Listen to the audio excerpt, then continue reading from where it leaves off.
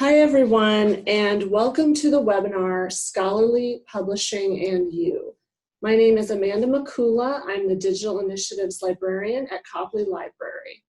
And I'm V. Dozier, Education Librarian. And we're going to start off with a definition today so that we're all on the same page about what we're talking about. Scholarly communication, what is it? So scholarly communication is the system or process through which research and other scholarly writings are created, evaluated for quality, disseminated to the scholarly communication community, and preserved for future use. And this system includes both formal means of communication, what we typically think of as publication in peer-reviewed journals, but it also includes informal channels, such as sharing information through electronic listservs and social media. And one of the fundamental characteristics of scholarly research is that it is created as a public good to facilitate inquiry and knowledge. And this definition comes from the Association of College and Research Libraries. So here is a roadmap for what we're going to go over today. First, we're going to talk about open access and how Digital USD fits into that. We'll go over your scholarly identity, particularly ORCID. We'll talk about academic social networks, publishing resources that you can consult, copyright and how your rights as an author fit into that, and finally, bibliometrics. All right, so we're going to talk a little bit, first of all, about the open access movement. This is a term that you might have heard of or are already familiar with.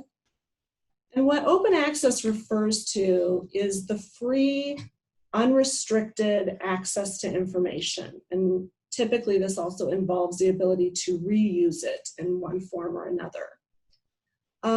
Research that is published open access has been shown that it is more likely to be cited. It's openly available to everyone, including those outside the academy. So, for example, you don't hit paywalls, asking you to log in with your institutional ID. It's just freely available. It's information that's freely available over the internet.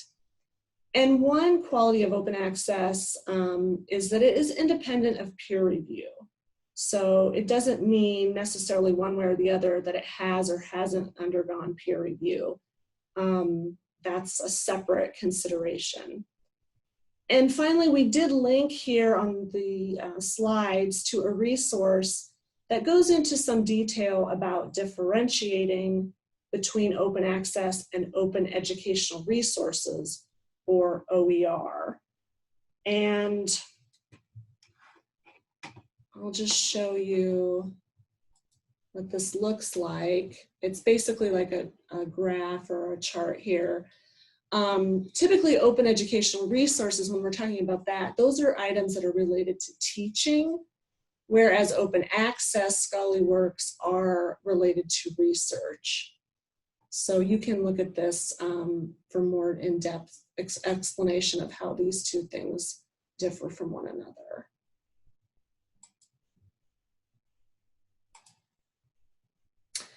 Okay, so if you're interested in open access and pursuing an open access publication venue, there are typically 3 different avenues to open access. There are some journals that are fully open access. That means they publish all the articles just openly available. So that's one option. There are also what's called hybrid journals, and these publish some of their articles open access. And often what that means is that the author designates that they want their article to be made open access, and they pay an APC, or what's known as an article processing charge, to the publisher in order to make that work openly available. And the third avenue is that you can deposit a version of a paper in an institutional or disciplinary repository. And this, of course, is dependent on the publisher's copyright policy. And later in the webinar, I'm actually going to show you how to check and find what different publishers' copyright policies are. Now we're going to move on to Digital USD. Digital USD is the University of San Diego's institutional repository. And what this means is that Digital USD publishes, preserves, and provides open online access to scholarship, creative work, data sets, archival material, things that are produced by or affiliated with the USD community. So there's a wide variety of content in Digital USD. And Digital USD showcases and connects this scholarship that we're producing at the university to an audience worldwide because, as I said earlier, it's all openly accessible. Content inside Digital USD is indexed by Google, so it's highly discoverable. If you were looking for something, you could go to Google, you could put in the author's name or some keywords about the work, and it would come up in the Google search. You wouldn't have to go to the Digital USD site and look for it there. You can actually find it through web search engines. Another nice feature of Digital USD is that it will track downloads. It will keep counts of how many times a paper is downloaded, along with some other metrics, so that if you put your paper in there, you'll be able to see how it's being used. Also, it provides a permanent preservation mechanism so that if you deposit it into Digital USD, it will be there in perpetuity, and you can direct readers to it with a URL, and in some cases, it receives a DOI. And right now, all theses and dissertations go into Digital USD. I'll show you what that looks like. So here are the dissertations. They're organized by year, and this is just a readership map up at the top here that shows where readers are coming from. So if you wanted to read a dissertation from 2019, you could look at the title, find the author, and then when the record comes up, it gives you more metadata about the dissertation. This one, for example, was published in May of 2019, and it's already seen 341 downloads. And there's an abstract, and we did assign a DOI, so you can put that on your CV or wherever you want to share that. And to get to the paper, you would just go to the download button.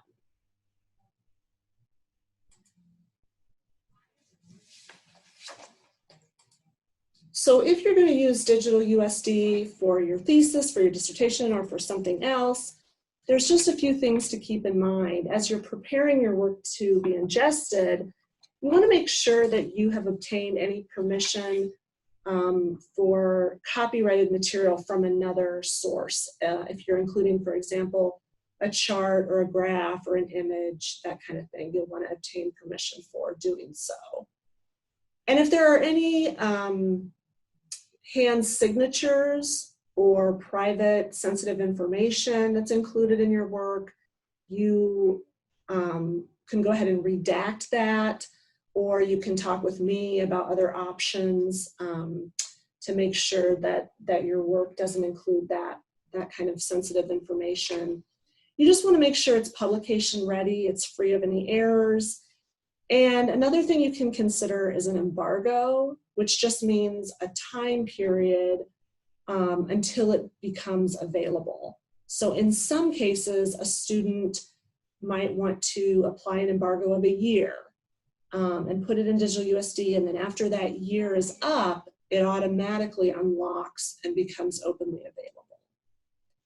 And as far as submitting your work to the Digital USD interface, once you do so and we process it and post it, you will receive an email notification with a link to it.